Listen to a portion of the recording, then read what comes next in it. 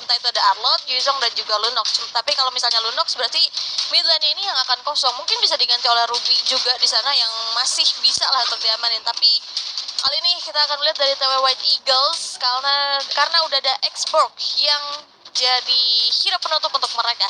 Tapi apakah nih dengan hero yang mereka amankan dengan adanya seorang Kaja bisa nge-secure at least seorang Lunox di sana ataupun seorang Clean yang akan jadi damage terbesar bagi teman-teman dari Bigetron Era. Plus mereka sendiri pun juga gak boleh melupakan di sana udah ada seorang Arlott loh.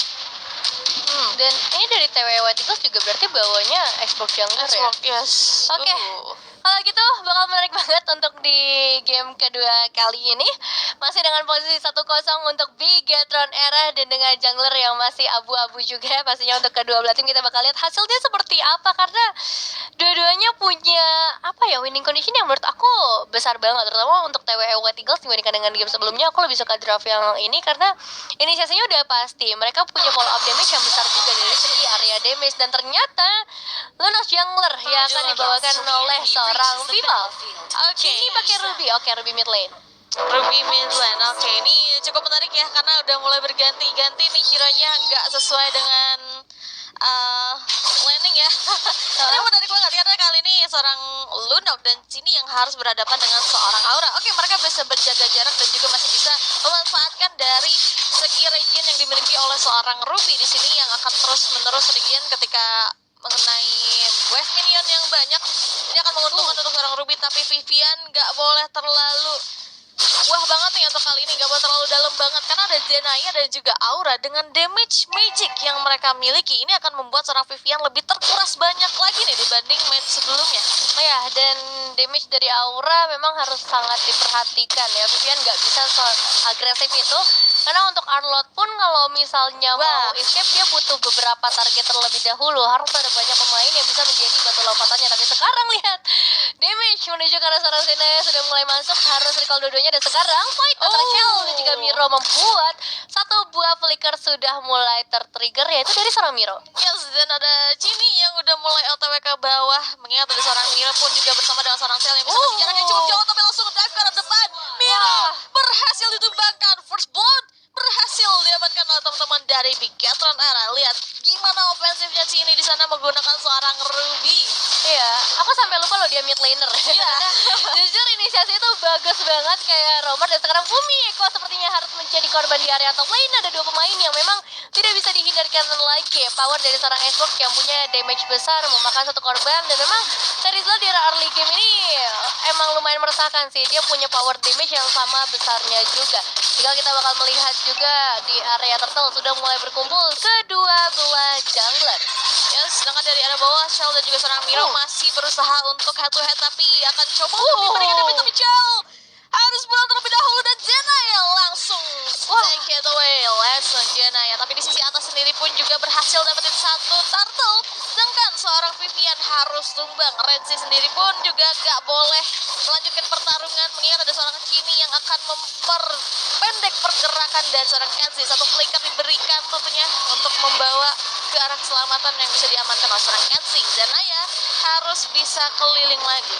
Ya, lumayan sakit ya, memang bisa dibilang Bigetron Era yang akhirnya lumayan mendapatkan objektif lebih unggul. Tapi TW White Eagles sejauh ini mereka punya eliminasi yang lebih banyak. Tinggal menunggu Zenaya di level yang keempat, itu mungkin akan menambahkan power yang lebih besar buat TW White Eagles, terutama di arah side lane-nya, yaitu ketika mencoba untuk mengincar ke arah seorang Shell. Ada 3 pemain yang sudah mulai berkumpul juga sejauh ini, dan Shell harusnya nggak bisa bergerak terlalu jauh. Ada Vivian dan juga Cini, 2 power city yang sekarang justru tertarik dari bisa ngecek ke area senang-senang, membuat Vivian ternyata masih bisa selamat. Malahan Cini yang sekarang bakal ada di area depan. Nah, emang pada sudah mulai dikeluarkan, dan untuk Molina Blitz-nya masih bisa dihindarkan dan bahkan tidak mengenai damage sama sekali kepada tubuh dari seorang Shell.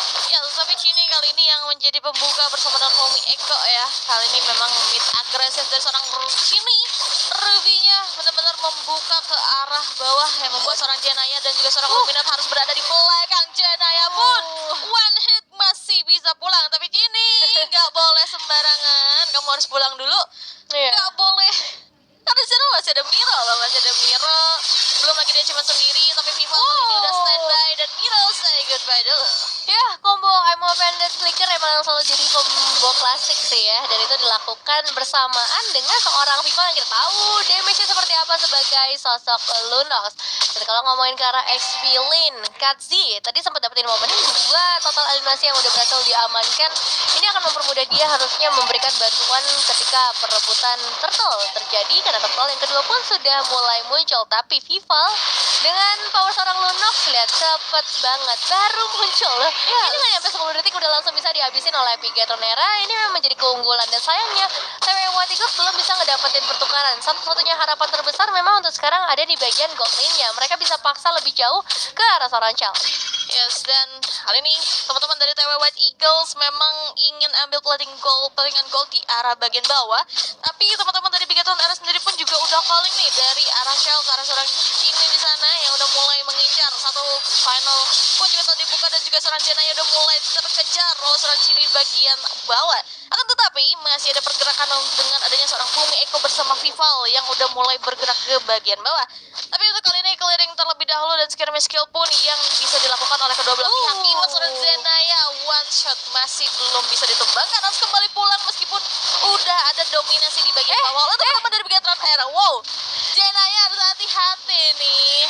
Iya ya, dia udah 3 kali nih benar-benar selamat dari kematian, dan mungkin untuk sekarang bakal bergeser ke arah seorang Katzi terlebih dahulu. Penalti sempat dibuka tapi tidak sempat untuk melarikan diri dari kejaran seorang Cini. Dapetin 2 pemain dengan Emo Pendant membuat Vival mau gak mau harus di take down. Damage dari seorang Miro udah gak boleh diragukan lagi ketika masuk ke arah menit yang ke-5, apalagi dia pakai flicker juga tadi untuk pergerakan ofensifnya. Dan untuk sekarang Miro yang ternyata harus ditumbangkan, ternyata dengan efek sedot ya dari seorang Fumi Eko ini jauh lebih banyak, dan akhirnya mau gak mau 2 buah flicker dikeluarkan oleh Bigetron Era. Wow, benar-benar pertarungan yang alot banget ya dari kedua belah pihak, sama-sama nggak mau mengalah, dan terlebih lagi dari Fumi Eko benar-benar ngebawa frontliner teman-teman dari TW White Eagles itu bukan apa-apa. Bahkan seorang Jenaya berhasil di take down begitu saja dengan seorang Chel. Ini Chel dan juga seorang Fumi udah bisa dibiarin sendiri aja sih ya, karena Chel sendiri pun juga harus mirroring terlebih dahulu di bagian atas, mengingat teman-teman dari Bigetron Era sendiri pun juga masih ada tugas yang harus dijalankan dengan satu invasi yang dilakukan oleh seorang Vival di sana, berdekatan dengan turtle yang harus dikejar oleh teman-teman dari Bigetron Era. Kalau dilihat dari segi kemajuan ya, TW White Eagles sudah punya hal yang wah dibanding yang di game pertama. Dia punya power lebih untuk bertarung melawan Bigetron Era, tapi mereka kalah dari segi objektifnya. Lagi-lagi objektifnya selalu didapatin oleh teman-teman dari Bigetron. Yap, dan ini dia lagi-lagi Vival sangat cepat kalau kita ngomongin ke arah objektif. Tapi untuk ke arah team fight, Bigetron Era sepertinya masih tetap harus berhati-hati dengan inisiasi yang bisa dibutuhkan oleh seorang Katzi ataupun Zenaya yang lebih ke arah pick off. Cini udah pegang 1 buah immortal, jadi kalau misalnya nanti kena seorang Cini mungkin masih bisa selamat. Tapi lihat, penalti sudah berhasil connect karena sekaligus bakal digeser begitu saja oleh seorang Biget, dan malahan membuat Vival yang mendapatkan 1 eliminasi tambahan bakal double kill juga berhasil di secure. Akhirnya Zenaya tidak beruntung untuk di kali ini, dia harus ter-take down dan membuat Bigetron Era mendapatkan 1 buah outer turret. Oh, balik lagi ya. Memang Cini pembukaan yang wah bersama dengan seorang Fumi membuat teman-teman dari TW White Eagles sendiri pun juga harus berhati-hati. Tapi bagusnya ada seorang Ruminet yang ke arah bagian belakang ngasih last insanity ke arah Vival dan kawan-kawan, ngebuat 2 orang harus mundur terlebih dahulu. Meskipun harus menumbangkan 1 immortal dari seorang Cini, tapi at least mereka dapetin seorang Katzi dan juga Zenaya di sana dengan XP yang udah mulai sebar doang loh dari Bigetron Era. Bahkan dari seorang Vivalnya sendiri masih bisa ngasih damage yang banyak banget, tapi Vivian ternyata kali ini masih bisa ditumbangkan oleh seorang teman-teman dari TW White Eagle di sana. Nana tentunya Aura yang akan jadi syarat ataupun jadi damage yang paling besar, tapi Janaya sendiri pun juga udah mulai ditarik dengan I'm Offended bersamaan dengan Cell yang langsung finish di sana. Ya, nggak berhenti-berhenti ya untuk melaksanakan perang. Katzi sebenarnya punya momentum yang lumayan bagus dalam beberapa momen, dia masih bisa survive, dan mungkin untuk pergerakan defensif ini akan sangat dibutuhkan ya oleh seorang Aura juga, supaya dia bisa kasih damage dengan lebih leluasa dibandingkan dengan momen-momen sebelumnya. Passive turret di area Milta yang sudah mulai dipecahkan, dan sekarang wave minion mungkin bisa didorong lebih jauh lagi untuk menghabiskan seluruh inner turret yang tersisa. Masih dengan 5 pemain dari TW White Eagles, defensive high ground harusnya masih cukup kuat karena Miro bisa dibilang untuk di game kali ini lumayan dapat space ya. Sayangnya dia beda 3 level, dan sekarang Divine Judgment-nya Kone Cini akhirnya harus ditumbangkan juga. Sempat ada pada saat dari seorang Vivian membuat Vivian yang justru harus ter-take down 3 pemain tersisa. Vivian masih mencoba memaksakan dan bahkan masih bisa berikan damage dari seorang Chalvival. Waktunya untuk mundur tapi masih sempat dapetin double kill terlebih dahulu. Bermain-main di area rumah dari TW White Eagles. 2 tukar 3, tradingnya cukup panjang banget ya dari Bigatron Era dan juga TW White Eagles. Bahkan dari Bigatron langsung memaksimalkan momen-momen tersebut dengan mengambil satu buah turret di bagian mid. Dan lihat seorang Vival memukul mundur teman-teman dari TW White Eagles dan Vival sendiri pun juga di sana ada Aura yang masih belum bisa men-take down seorang Vival. Di sana Vival masih memimpin tentunya di bagian atas menuju ke arah satu Lord yang udah pop up, sedangkan teman-teman dari TW White Eagles mau gak mau harus berkecimpung dengan PR yang dia punya. Dengan clearing wave yang harus mereka lakukan, gak bisa membuat mereka mengadu skill lagi di bagian Lord. Iya, itu aku ngitung 5 detik doang loh untuk mereka nge-meltdown Lord yang pertama. Dan sebenarnya gak heran juga sih dengan item seperti ini. Dari seorang Vivalnya udah punya Holy Crystal, magic power terbesar udah ada di tangannya. Jadi semua bisa di-meltdown dengan sangat cepat. Terus kalau kita ngeliat ke arah yang lain juga, Genie dia udah pegang Immortal, ada satu buah War Axe juga.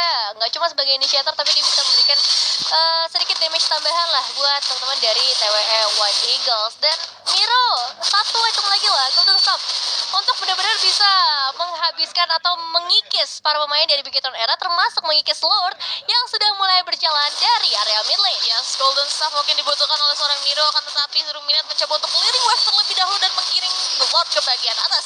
Selain itu pun juga Ruminat sudah kehilangan setengah bar HP-nya dengan adanya seorang Fumieko yang sudah berkeliling ke bagian belakang, dengan adanya satu orang yang tertumbangkan oleh seorang dari Vival. Kazi pun juga memakan jiwa di sana. Teman-teman dari Bigatron sendiri pun juga clearing wave terlebih dahulu dan wave kedua sudah muncul. Ini akan menjadi hal yang sangat sulit untuk TW White Eagles di arah mid.